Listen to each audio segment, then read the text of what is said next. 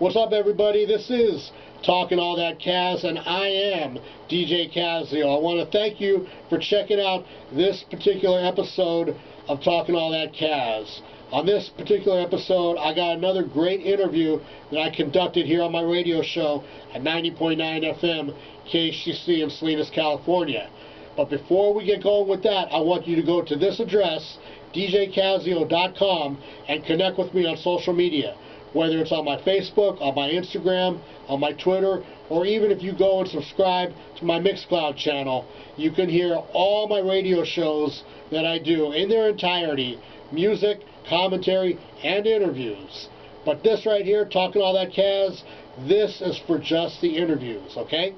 I want to thank everybody who checked out the first round of interviews that I put up. Now we're on to the second round.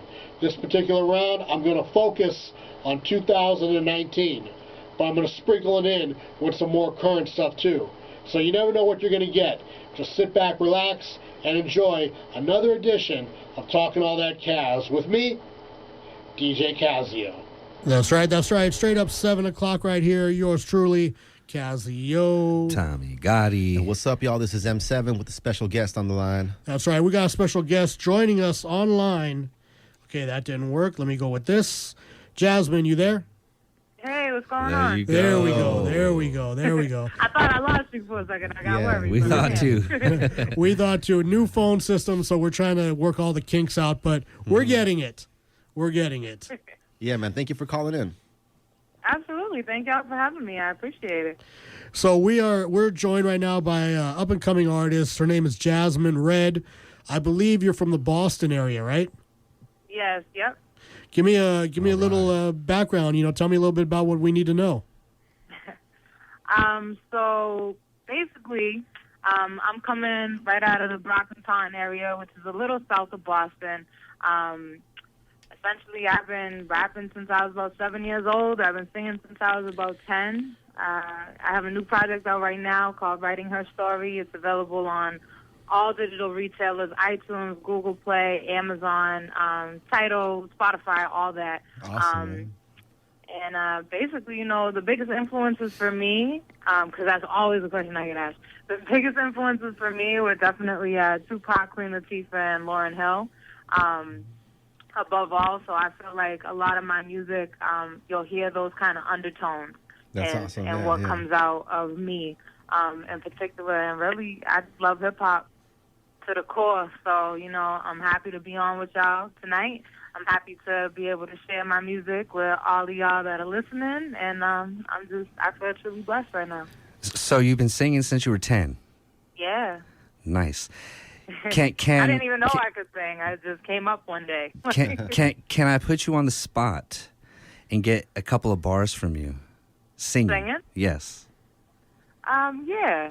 Let's hear. Let's treat the audience to some vocal bars.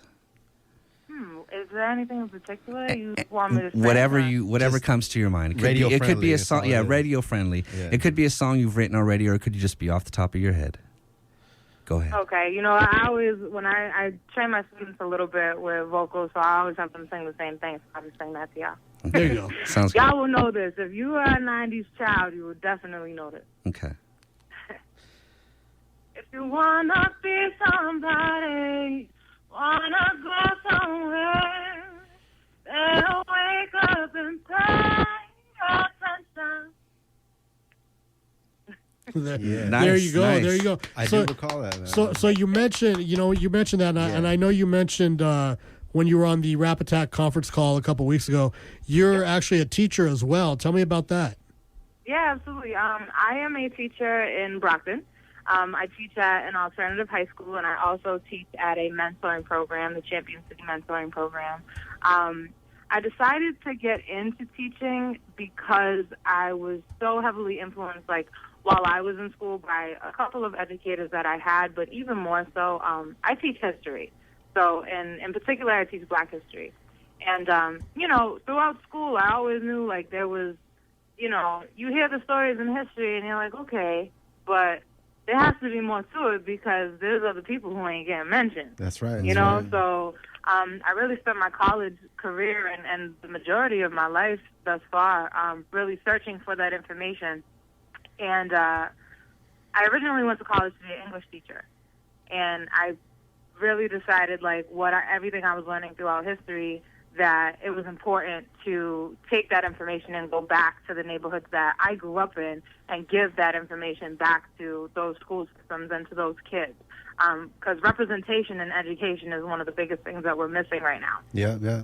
So through teaching Black history, it's really cool, too, because I get to teach, like, history of hip-hop as a section. That's you know, right. I go right through the civil rights movement into the 70s and into hip-hop, and then we talk about Tupac and how he is directly affiliated with the civil rights movement because his mom was a Black Panther. Right. Like, it's really cool. I put together a cool class through, like, experiences, but as well as, like, the education side of it and, you know, the things that I love as far as music goes.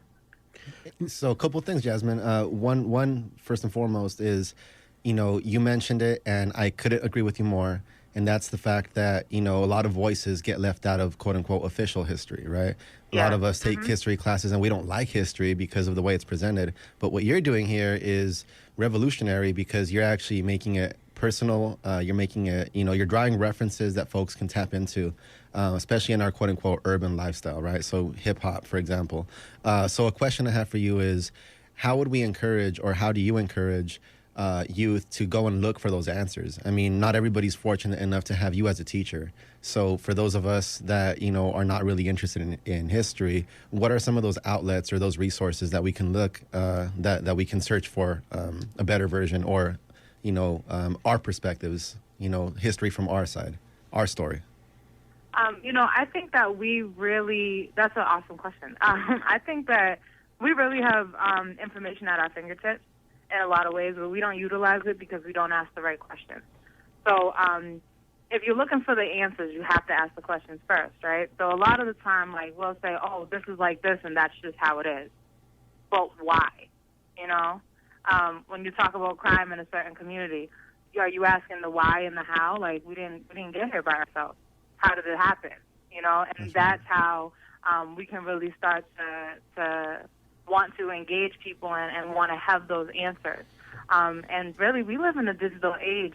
There's a lot of books on Black history that are either at low cost or you can get them in a PDF file. So to me, like, there's no excuse to not read. That's right. That's right. It's so available to all of us. And the information is really there. It's just about searching for it. And throughout, like, with Black history, I've always found that, like, if you look up one person, you'll notice another name within their story. And then you can check out that person and so on and so forth until you get a whole web of people that you've never known about. That's right. So could you give us a name or two? That way folks can kind of just get started with that, if that's what they're looking for. Absolutely. I think one of the most impactful people that I talk about in my class is, my class starts all the way from, like, the geography of Africa and African empires and kings and queens, all the way up to present-day Black Lives Matter. So I cover a very wide range of everything. But Mansa Musa is an awesome place to start.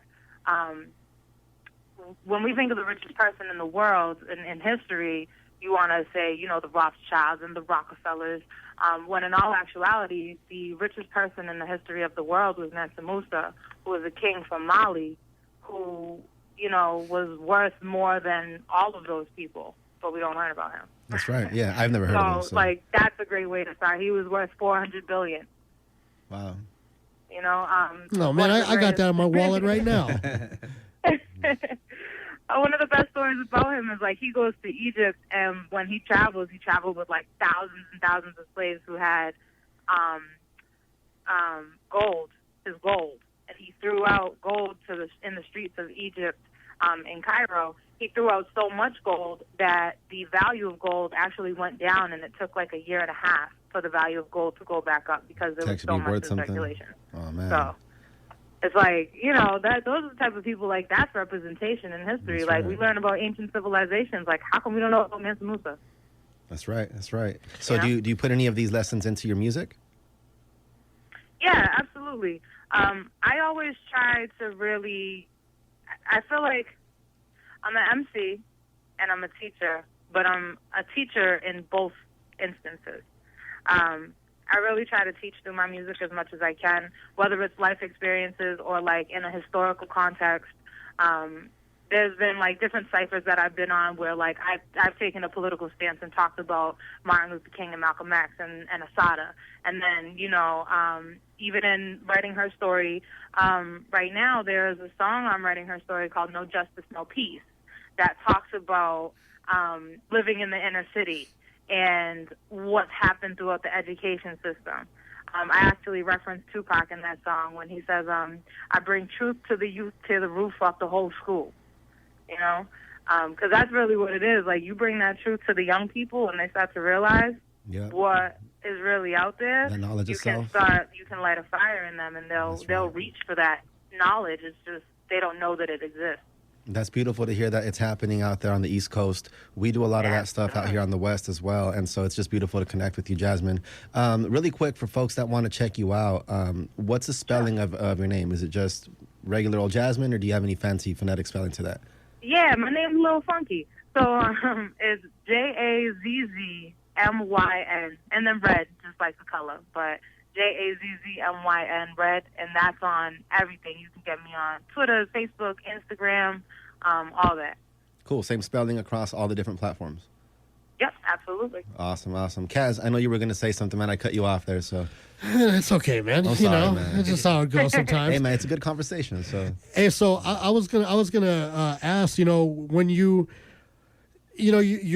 using music to expound knowledge and whatnot. How do you deal with like a lot of the younger kids now who really don't have the desire to learn through music? They just want to hear something that makes them move and makes them dance. I mean, how do you go about combating that certain, mentality? It's all about the way that you deliver it. I actually had this instance happen the other day where a student of mine, she came in and she was talking about a particular female rapper, and she's like, oh, she's nice, and da-da-da-da. And that female rapper, her message isn't the greatest, and I just we were talking about it, and we listened to some of it, and then I just played a piece of a cipher that I did with Grind Mode cipher volume, the Brooklyn ciphers is what it was. And in that, I'm like really just dropping knowledge, my whole verse. So like, I just played the verse for her after she got done telling me about this other famous person, and she starts like bugging out. She's like, "Who is that?" And I turned the screen to her. I was like, "It's me." She was like, "What? Are you kidding me?" You know what I mean? Like, they don't like. It's all about the way that you package it. If you flow in a way that is gonna get the young crowd to bob their heads, if you put it on a beat that's gonna get the young crowd to bob their heads, those lyrics are gonna seep into their minds, whether they even realize it or not.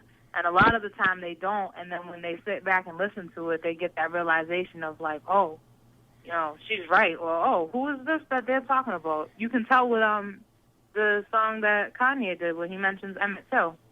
A lot of people didn't know who Emmett Till was, but he says, on a plane, scared that a guy looked like Emmett Till, and a lot of people check that out. Or like even when I ask my class, like, anybody know who Emmett Till is?